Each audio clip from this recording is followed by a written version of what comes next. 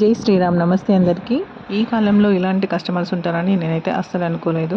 ఎందుకంటే ఇవి 4 సంవత్సరాలు అవుతుంది బ్లౌజులు కుట్టించుకొని అస్సలు తీసుకెళ్ళడానికి వస్తలేరు. ఎన్నిసార్లు చెప్పినా కానీ ఇప్పుడు వస్తా అప్పుడు వస్తా అని చెప్పని జరుపుతున్నారు. ఇచ్చినప్పుడు 2 బ్లౌజులు అయితే తీసుకెళ్ళిండ్రు అర్జెంటు కుట్టిస్తే. అప్పుడు నేను చేసిన పొరపాటు ఏంటిదంటే ఇటు చీరలన్నీ ఫాల్స్ అయితే కుట్టి పెట్టేసిన.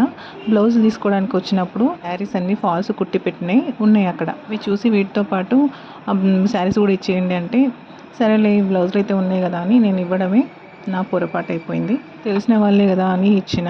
సర్లే అని చెప్పని నేను ఒక 1 ఇయర్ దాకా వెయిట్ చేసిన.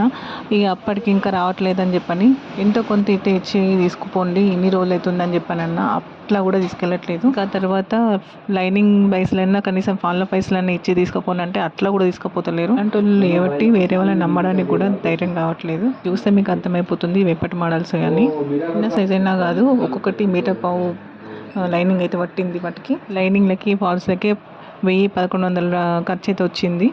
కనీసం అవి ఇచ్చి తీసుకెళ్ళమన్నా కానీ తీసుకెళ్ళట్లేదు. ఇలాంటి వాళ్ళు చేయబట్టి ఎవరిని నమ్మాలో ఎవరిని నమ్మొద్దు అని నేను అసలు తెలియట్లేదు. అవసరం ఉంటేనే కుట్టించుకోండి, లేకుంటే వదిలేసేయండి. ఎందుకంటే మాకు టైం వేస్ట్, లైనింగ్ డబ్బులు వేస్ట్, ఫాల్స్ వేస్ట్, ఇవన్నీ మాకు ఎక్కడి నుంచి వస్తాయి. ఇలాంటి వాళ్ళు కొంచెం ఆలోచించి బ్లౌజులు అయితే ఇవ్వండి.